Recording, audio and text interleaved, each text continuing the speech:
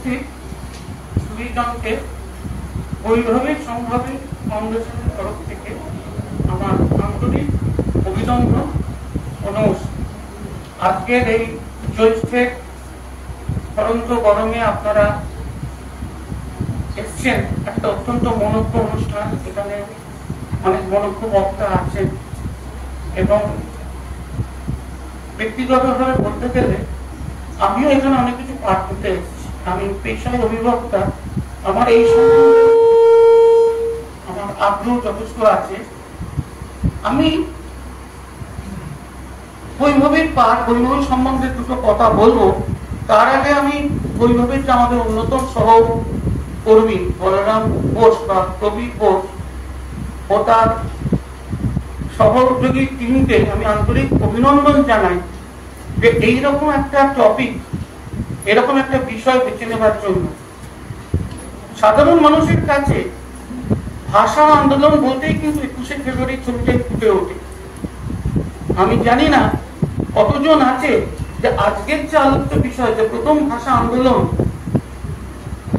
তার স্মৃতি, তার চর্চা নিয়ে সেটা কোনোদিন ছিল, সেই স্মৃতির পর্দায় ফিরে আসা বা ফিরিয়ে আনা, এই উদ্যোগটার জন্য আমি বলবো এটাকে সত্যি একটা মহৎ উদ্যোগ। কারণ বাঙালি আত্মবিস্মৃত জাত এবং আমরা অনেক কিছুই ভুলে যাই। আমি সেই বিষয়ে এখানে কোনো কথা বলতে চাই না, কারণ এখানকার সে বলার বিষয় নয়। দ্বিতীয় নম্বর, বৈভবী সম্বন্ধে বলতে গেলে বৈভবী ফাউন্ডেশন আজকে এখানে আমাদের দুজন সহযোগী আছেন, নিও ন্যাশনালিস্ট আর ভয়েস অফ হিন্দুস্তান।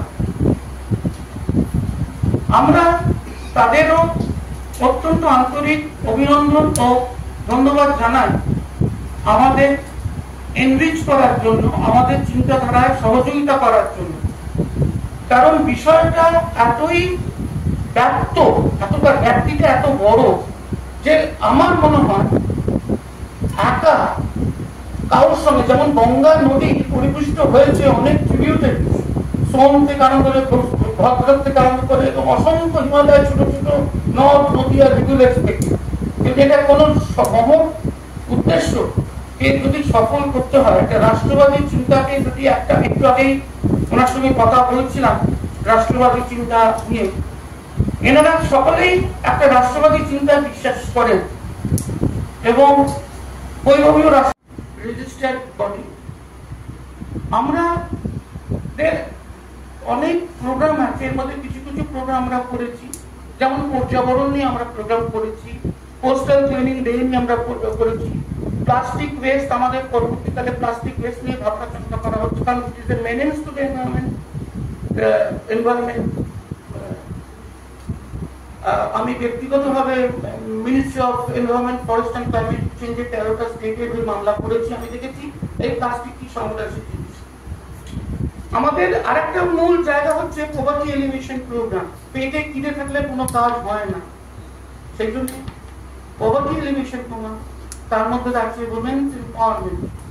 আমাদের দেশে মহিলারা, মা, তাদের যদি একটা উদ্যোগ নিয়ে আমরা না এগিয়ে নিতে পারি, তারা যদি অগ্রসর না হয় সমাজে, এরকম ছোট ছোট আমরা অনেক প্রোগ্রাম করেছি এবং করতে থাকবো। আজকে আমি আর বেশি কথা বলবো না, খালি দুটো একটা অনুরোধ জানাবো। যেহেতু এখানে এত শহীদের নাম আছে যারা ইতিহাসের পাতায় বিলুপ্তির পথে চলে গেছে, তাদের এই ত্যাগ, মহান ত্যাগ নিয়ে যেন কেউ কোনো এইটুকু অন্তত করতে।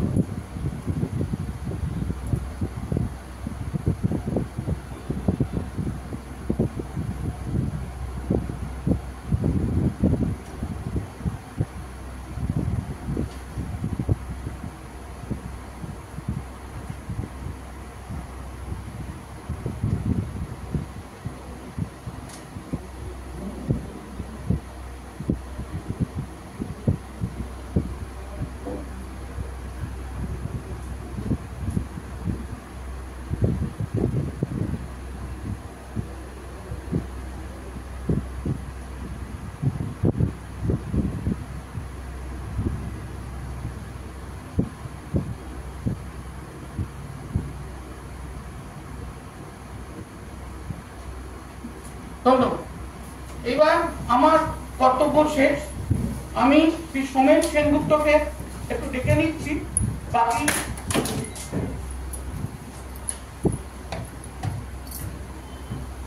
নমস্কার, বাকিটা ওনার।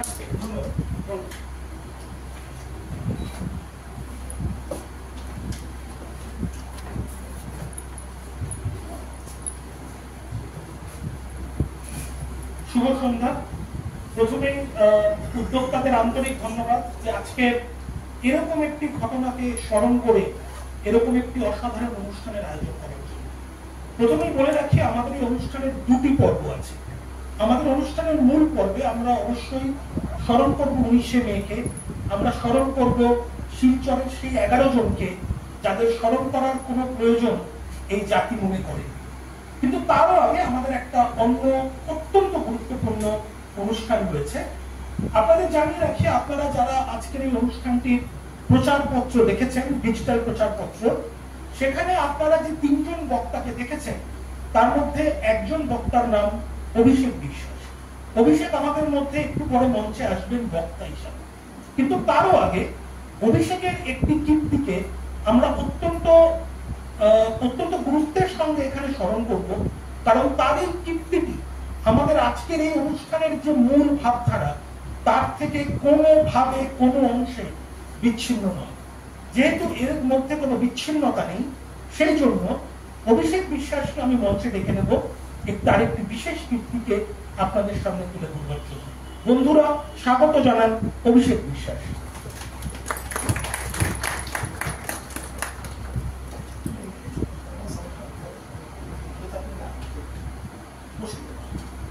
বলে রাখি, অভিষেকের সংক্ষিপ্ত পরিচয়টা দিয়ে রাখি। অভিষেক একজন অধ্যাপক, উনি বিদ্যাসাগর কলেজে অধ্যাপনা করেন, কিন্তু সেটাই বোধহয় খুব সম্ভবত কারণ নয় অভিষেককে আজকের এখানে ডেকে আপনাদের সঙ্গে পরিচয় করা। অভিষেক সম্প্রতি একটি অসাধারণ বই সহলেখক হিসাবে প্রকাশ করেছেন। তার সঙ্গে এই বইটির সহলেখক দীপ হালদার। দীপ হালদারের নামও আপনারা নিশ্চয়ই শুনে থাকবেন। তিনি ব্লাড আইল্যান্ড বলে একটি মরিচ ছাপির উপর অত্যন্ত মৌলিক গবেষণাধর্মী বই লিখেছেন। দীপ হালদারের পরবর্তী বইয়ের সহলেখক হচ্ছে অভিষেক বিশ্বাস, যাকে আজকের আমরা আমাদের মধ্যে পেয়েছি। এবং যে বইটি অভিষেক লিখেছেন সেই বইটি হচ্ছে অত্যন্ত স্পর্শকাতর একটি বিষয়, কিন্তু অত্যন্ত দুর্ভাগ্যের বিষয়, আমরা যারা এই কলকাতা শহরে বাস করছি তারা মনে করি না এটা কোনো আলোচনা করার মতো বিষয়। আমাদের বরাবরই উদ্বিগ্নতা দেখা গেছে প্যালেস্টাইনের জন্য, আমাদের ভীষণ উদ্বিগ্নতা সোমালিয়ার জন্য, আমাদের ভীষণ উদ্বিগ্নতা পৃথিবীর প্রত্যেকটি প্রান্তে নির্যাতিত সংখ্যালঘুর জন্য। কিন্তু 3 ঘন্টার দূরত্ব অতিক্রম করলেই যে কাঁটাতার, আর সেই কাঁটাতারের অন্যদিকে 1947 সাল থেকে শুরু করে আজ পর্যন্ত যে একটা অদ্ভুত বিভীষিকাময় প্রতি মুহূর্তকে সঙ্গে করে একটা সংখ্যালঘু বাঁচছে, এখনো অব্দি 8% হয়ে বেঁচে আছে, তাকে নিয়ে ভাবার সময় আমাদের বেশিরভাগ লোকের নেই। কিন্তু সবার তা নয়। দীপ হালদার এবং অভিষেক বিশ্বাস সেই দুঃসাহসকে পাথেয় করে এই বইটি প্রকাশ করেছেন। বইটির নাম বিগ হিন্দু ইন বাংলাদেশ। মনে রাখবেন, এই বইটি কোন সাধারণ প্রকাশনী সংস্থা প্রকাশ করেনি, একটি পৃথিবী বিখ্যাত প্রকাশনী সংস্থা হার্পার কলিন্স, তারা এই বইটি প্রকাশ করেছেন। দুর্ভাগ্য আমাদের, এখনো পর্যন্ত এই বইটি কোন রকম রিভিউ কোন মেইনস্ট্রিম সংবাদপত্রে এখনো অব্দি প্রকাশ হয়নি।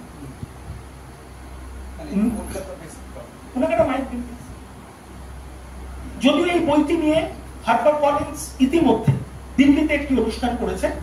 আমি জানি না কলকাতা শহরে আমাদের আগে এরকম একটি প্রকাশ্যে মঞ্চে এই বইটিকে নিয়ে এরকম কোনো আলোচনা এখানে হয়েছে কিনা।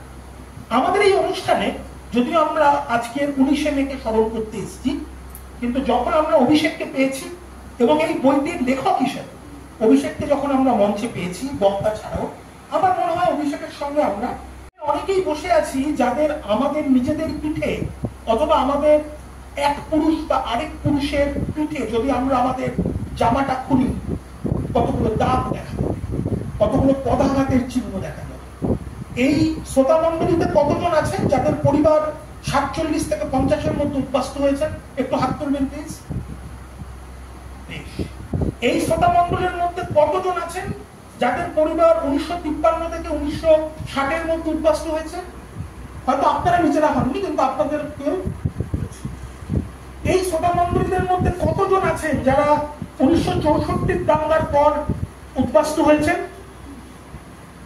আর এই শ্রোতা মণ্ডলীর মধ্যে কতজন আছেন যারা 1971-এর পর উদ্বাস্তু হতে হয়েছে তাদের পরিবারকে? অভিষেক, এখান থেকে শুরু করি আলোচনা। কি আশ্চর্য দেখো, তুমি আমি বাঙালি, আমরা আজকে কলকাতায় বসে আছি, তাই জন্য এতবার হাত।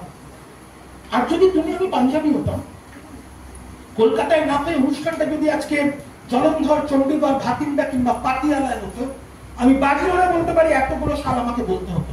আমি একবারই বলতাম 47 থেকে 50, 70। বেশ কিছু পাঞ্জাবি পরিবার থাকতো, আর কেউ থাকতো।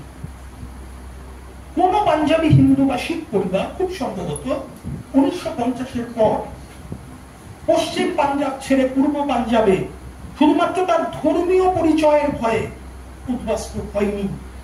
আজকের আমাদের ঘরে যারা বসে আছি, আমার সামনে যারা বসে আছেন, তারা কেউ বাজি ধরে বলতে পারবেন না আজ থেকে 10 বছর পর আরেক কোন অভিষেক বিশ্বাসকে নিয়ে অনুষ্ঠান হলে আরেক কোন সঞ্চালক যদি একই প্রশ্ন করে, হাত তুলুন, হাত তুলুন, কারা 85-র পর, কারা 95-এর পর, কারা 2010-এর পর, সেদিনও হাত।